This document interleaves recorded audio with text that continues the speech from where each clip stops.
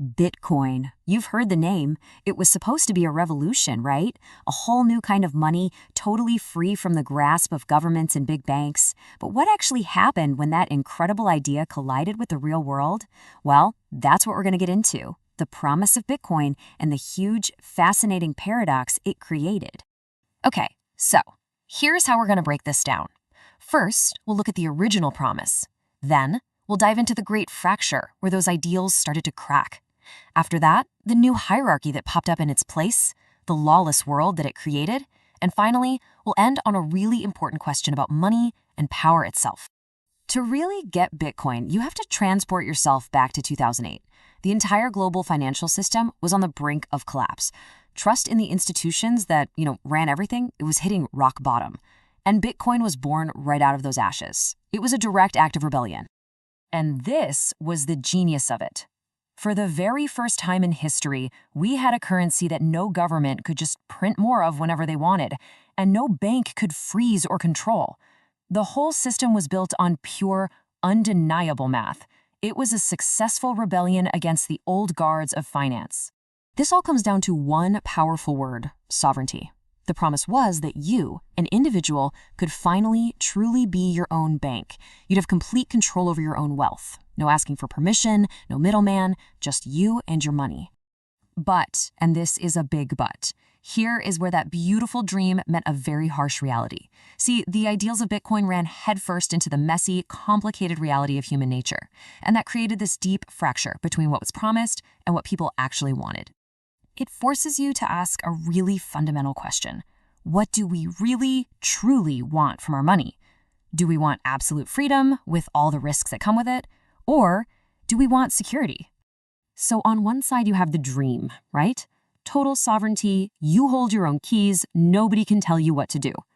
But on the other side is the reality of what most of us are used to. We like having an undo button for when we make a mistake. We like things like deposit insurance. We want a phone number to call when things go wrong. And here's the absolute heart of the issue. For the average person, the idea of being their own bank, with all that absolute responsibility, having to manage these complex keys and remember these incredibly long seed phrases, well, it didn't feel like liberation.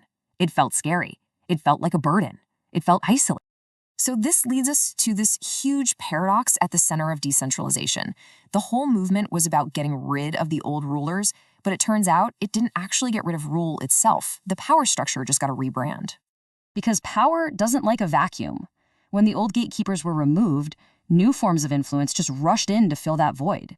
Power simply moved out of the old institutions and found a new home in protocols and algorithms. Just look at the comparison. We traded central banks for whales, these massive holders who can move markets with a single trade. We swapped out policymakers for social media influencers who can pump up a narrative. And we replaced legal oversight with the cold, unforgiving logic of the algorithm. The structure is pretty much the same when you look closely. It's still a hierarchy. There's still a few at the top with huge influence over everyone else. The only thing that changed was the label. So what happens when you create this whole new, unregulated financial world? Well, you end up with a system that is defined by absolute and honestly often brutal responsibility. And I want you to really think about what that means. In the world of crypto, there are no do-overs. There are no bailouts. There is no one you can call to complain. If you make a mistake, if you get scammed, your loss is permanent. It's final. It's gone. And this is the fallout. In a world without rules, lawlessness gets marketed as liberty. Wild speculation gets sold to you as some kind of revolution. And outright scams get packaged as the next great innovation. It's created this sea of imitators that use Bitcoin's language but have none of its integrity.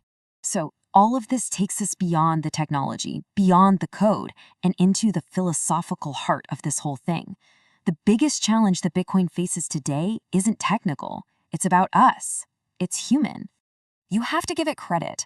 Bitcoin has proven again and again that it can survive. It's outlived critics, bubbles, and spectacular crashes. But its long-term survival now depends entirely on human factors, not just software. It's facing a deep moral test. So, where does that leave us? Let's walk through it. 1. Bitcoin proved that money can exist without a state. That is an incredible achievement. But 2, the chaos that followed proved that societies, still need rules to function, which brings us to the ultimate question.